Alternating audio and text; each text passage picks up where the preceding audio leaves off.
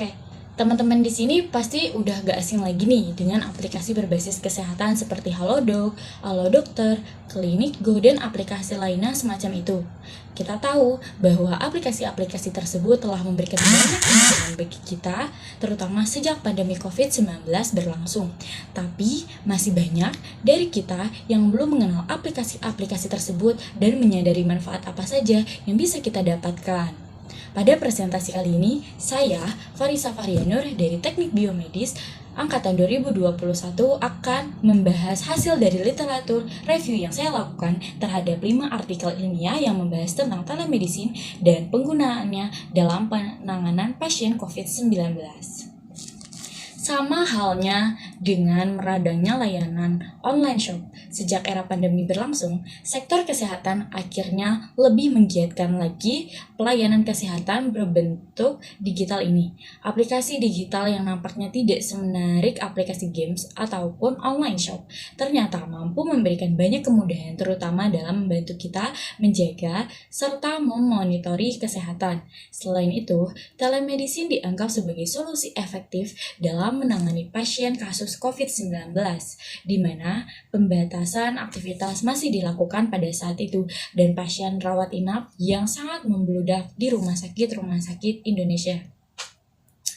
Sebelum lanjut, mari kita ketahui lebih jauh nih terkait apa itu telemedicine dari bentuk layanan hingga manfaatnya. Lalu dilanjutkan dengan mengidentifikasi literatur review yang dilakukan tentang kepuasan dan kebutuhan pengguna telemedicine serta hambatan yang dihadapi. Oke, pada bagian pertama ini kita akan membahas apa itu telemedicine. Jadi, telemedicine merupakan bentuk layanan jarak jauh yang membutuhkan teknologi untuk meningkatkan ketersediaan dan kualitas layanan kesehatan. Indonesia merupakan salah satu pemanfaat teknologi digital ini, dan bahkan teknologi ini sudah berkembang pesat sejak era pandemi melanda. Nah, dari telemedicine ini ditawarkan berbagai layanan. Beberapa di antaranya yaitu konsultasi online. Konsultasi online merupakan konsultasi yang dilakukan dalam bentuk panggilan video pada ponsel ataupun komputer, dan biasanya hal ini dilakukan dalam tahap awal pemeriksaan atau ketika seorang dokter ingin memonitori seorang pasien COVID-19 yang mengisolasi dirinya di rumah. Lalu juga ada screening. Aplikasi ini mengumpulkan data kesehatan pasien lalu melaporkannya kepada tim perawat. Lalu ada pelatihan dan sosialisasi. Hal ini dilakukan tenaga medis untuk meningkatkan kesadaran masyarakat terkait COVID-19 dan kesehatan lainnya. Nah, pada slide selanjutnya kita akan lebih mengetahui nih apa saja manfaat yang diberikan oleh telemedicine. Beberapa di antaranya, yang pertama ada membantu tenaga medis dalam memantau dan mengontrol keadaan pasien COVID-19. Lalu juga pengobatan dan diagnosis dapat dilakukan secara efisien. Lalu karena hal ini dilakukan secara virtual, hal ini dapat memperlambat penyebaran virus. Lalu juga yang keempat, memastikan perawatan dan pengobatan untuk keadaan darurat di rumah. Hal ini membuat tenaga medis dapat melakukan tindakan cepat pada pasien yang ada di rumah. Lalu yang kelima, mengurangi biaya transportasi dan biaya kesehatan, serta penuhnya rumah sakit. Yang keenam, memberikan informasi terakurat dan terkini terkait kondisi pandemik dan pedoman dalam pencegahan COVID-19.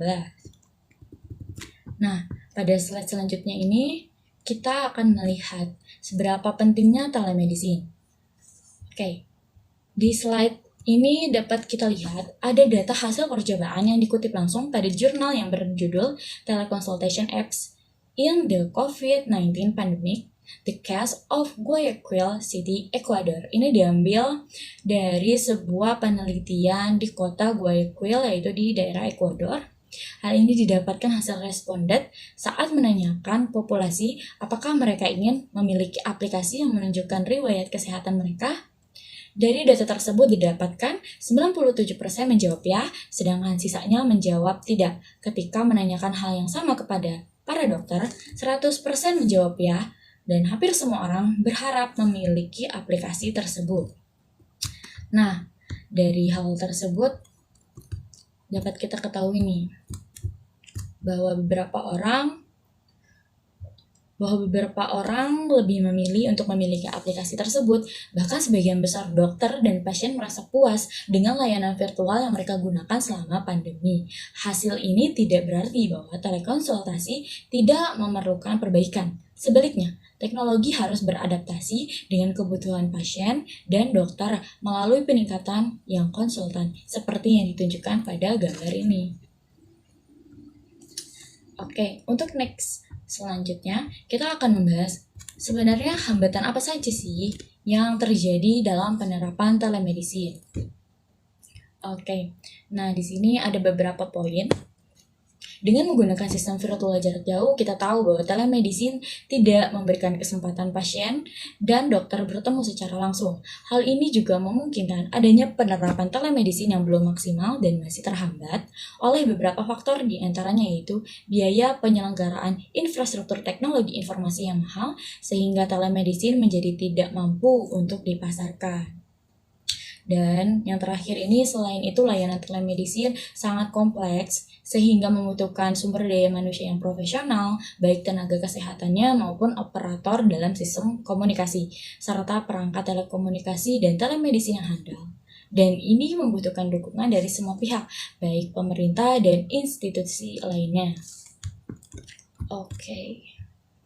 Nah, dari yang sudah saya sampaikan pada poin-poin presentasi ini, dapat kita ketahui bahwa telemedicine adalah teknologi inovatif yang dapat digunakan untuk merawat pasien dengan kasus COVID-19. Telemedicine dapat digunakan untuk men-screening pasien, memberikan konsultasi online terkait COVID-19, dan memberikan informasi yang dapat dipercaya untuk media komunitas maupun media massa. Telemedicine juga dapat mengurangi kontak langsung antara pasien dan staf medis, sehingga mengurangi risiko paparan dan memperlambat penyebaran virus. Selain itu, telemedicine juga dapat meningkatkan kualitas perawatan bagi pasien yang diisolasi di rumah ataupun pada daerah terpencil di mana layanan kesehatan tidak memadai. Saat ini, telemedicine merupakan solusi yang sangat aman untuk mendukung layanan kesehatan di masa pandemi COVID-19 maupun selanjutnya. Nah, begitu merupakan kesimpulan dari literatur review yang saya lakukan terhadap 5 artikel ilmiah. Kurang lebihnya saya mohon maaf jika ada kesalahan dalam penggunaan kata yang saya lakukan. Sekian dari saya dan terima kasih.